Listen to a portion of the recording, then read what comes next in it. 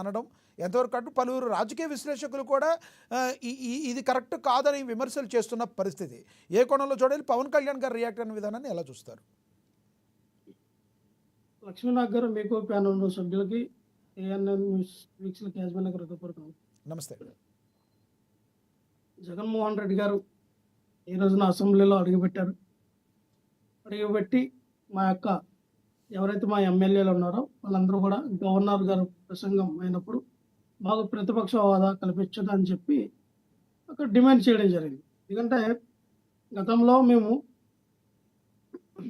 హైకోర్టులో మాకు లీగల్గా వెళ్ళాం, మాకు ఆ ప్రతిపక్ష హోదా కల్పించండి అని చెప్పి హైకోర్టుకి వెళ్తే, అదే హైకోర్టు వారు ఏమని అడిగారు స్పీకర్ గారిని, అయ్యా మీరు ఎందుకని ప్రతిపక్ష హోదా కల్పించట్లేదు, ఏంటి అసలు అక్కడికి ఉన్నటువంటి మీకున్నటువంటి ఇబ్బంది ఏంటని అడిగితే, మరి మీరు ఏదో ఒక సమాధానం చెప్పాలి కదా హైకోర్టుకి, మీరు ఎందుకు ఈ 9 నెలలు మీరు సమాధానం చెప్పలేకుండా దాగుతున్నారు, ఎందుకు దాగుంటున్నారు సార్? ఇగో ఈ రీజన్ బట్టి మేము ప్రతిపక్ష హోదా మేము ఇవ్వలేకపోతున్నాం, ఇంకో ఇదే కారణం అని మీరు న్యాయ వ్యవస్థకు చెప్పాలి కదా. ఎందుకు దొంగసాటుగా దాగోడు? మీకేమైనా ఏమడిగినావు? మీ ఆస్తులు అడిగినావా, లేదా ఇంకేమైనా అడిగినావా? ప్రజల పక్షాన ప్రజల కోసం మేము పోరాటం చేయడానికి మాకు ప్రతిపక్ష హోదా కల్పించండి. ప్రతిపక్ష హోదా అంతా అలంకరణ కాదు, ప్రతిపక్ష హోదా అంతా ఏదో మాకు సూటు బూట్లు వస్తాయని కాదు, ప్రతిపక్ష హోదా అంతా ఏదో బొగ్గకారు వస్తుందని కాదు. లక్ష్మణరావు గారు, ఈ రోజు పవన్ కళ్యాణ్ గారు మాట్లాడుతూ మీరు విన్నారా? పవన్ కళ్యాణ్ గారు ఏం మాట్లాడారు? మీరు సెకండ్ లార్జెస్ట్ పార్టీగా 21 సీట్ల కంటే 1 సీటు ఎక్కువ వచ్చినా మీకు ప్రతిపక్ష హోదా దక్కేది, అది అడిగితే ఇచ్చేది కాదు, ప్రజలు ఇవ్వాలి, ప్రజా తీర్పును మీరు గౌరవించాలంటున్నారు. వస్తానండి, ఆ మ్యాటర్ వరకు వస్తాను. సమయం తక్కువ, టాపిక్ డైరెక్ట్గా వచ్చేయండి. టాపిక్ వచ్చేస్తాను సార్. నేను ఇక్కడ అనేది అంటే జగన్మోహన్ రెడ్డి గారు అడగడానికి కారణం ఏంటంటే, ప్రజలు మాకు మైకు టైం మాట్లాడడానికి మ్యాక్సిమం ఎక్కువ వాళ్ళతో పాటుగా సమానంగా ఇవ్వకపోయినా ఒక 10 నిమిషాలు 20 నిమిషాలు టైం ఉంటుంది. ఆ 10 నిమిషాలు 20 నిమిషాల టైంలో మేము మాట్లాడడానికి ఉపయోగపడుతుంది అని ప్రతిపక్ష హోదా ఇవ్వడం జరిగింది. లేదు కాదు మీరు ఎందుకు భయపడతామన్నారు? ప్రతిపక్ష హోదా ఇస్తే దేనికి భయం?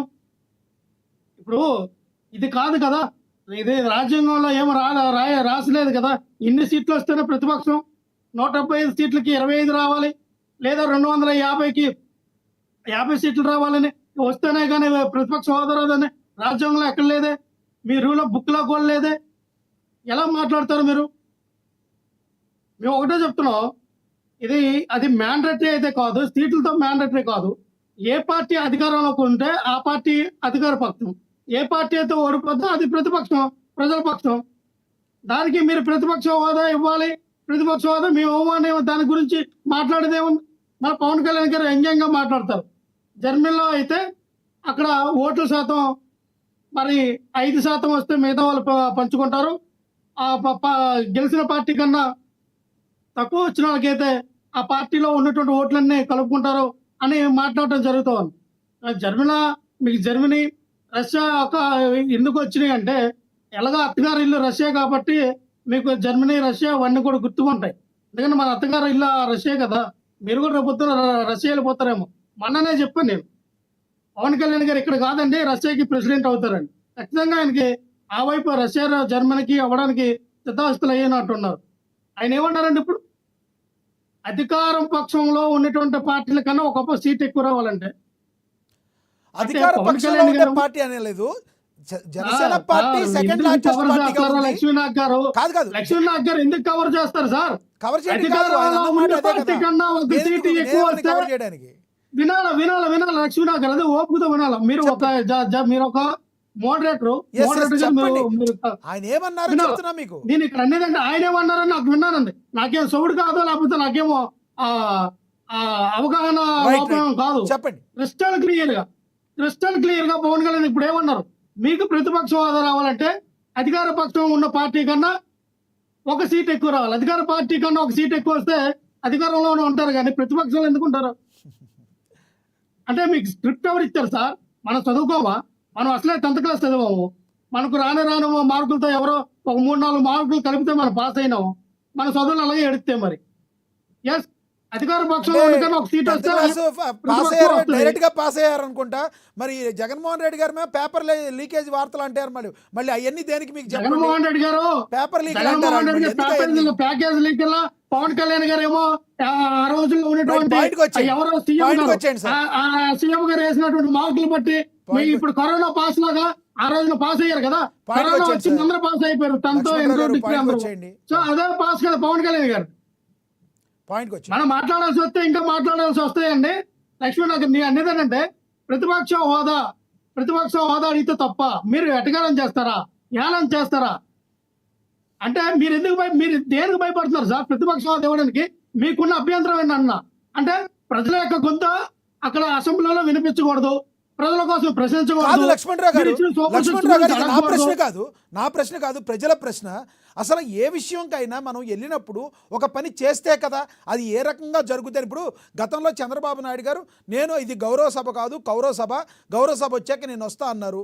ఆయన కొంతమంది ఎమ్మెల్యేలు మంత్రులు, మీ మంత్రులు ఎవరో తిట్టారని ఆయన ప్రజల్లోకి వెళ్ళటం జరిగింది. అలా కనీసం జగన్మోహన్ రెడ్డి గారు వచ్చి నాకు ఈ సమయం కేటాయించట్లేదు, ఇది కరెక్ట్ కాదని ప్రజలకి చెప్పుకోవాల్సిన పరిస్థితి లేకుండా డైరెక్ట్గా నాకు ఇస్తేనే వస్తానంటాం ఎంతవరకు కరెక్ట్?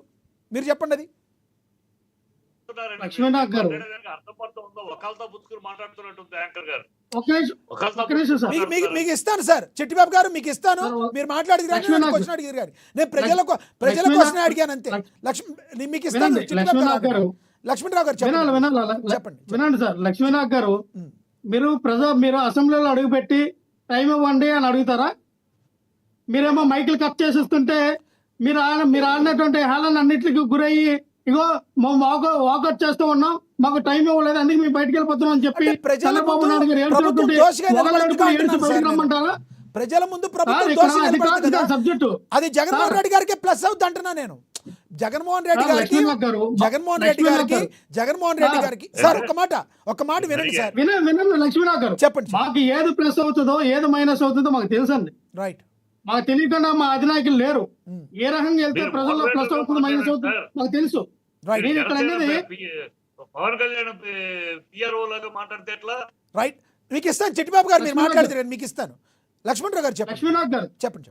నేను అనేది ఏంటంటే చాలా హుందాతనంగా మేము అడిగినటువంటి ప్రతిపక్ష హోదా మీరు ఏ కారణాల చేత ఇవ్వట్లేదని హైకోర్టుకేం చెప్పండి, లేదా ప్రజలకేం చెప్పండి. మీరు ఎక్కడ చెప్పకుండా మీరు రావాలి అంటారు. ఈ రోజు వచ్చారు, వస్తేమో జగన్మోహన్ రెడ్డి గారు భయపడి అసెంబ్లీలోకి అడుగు పెట్టారు, డిస్క్వాలిఫై అయిపోతారేమో అని అడుగు పెట్టారని మీరు ప్రచారం చేస్తారు. ఎందుకు అయిపోతారండి డిస్క్వాలిఫై? ఒకవేళ జగన్మోహన్ రెడ్డి గారు డిస్క్వాలిఫై అయిపోతే భయపడే వ్యక్తి అవసరమైతే ఉపయోగించగలుగుతారు కానీ మళ్ళీ వస్తాను, సమయం తక్కువ ఉంది. మనం చిట్టిబాబు గారితో మాట్లాడదాం. చిట్టిబాబు గారు నమస్తే సార్. నమస్తే చిట్టిబాబు గారు, ఈ రోజు జరిగిన సిచ్యువేషన్ తెలుసు మీకు, ప్లీజ్ రియాక్ట్ అవ్వండి. మీరు ఏదో మాట్లాడుతున్నారు.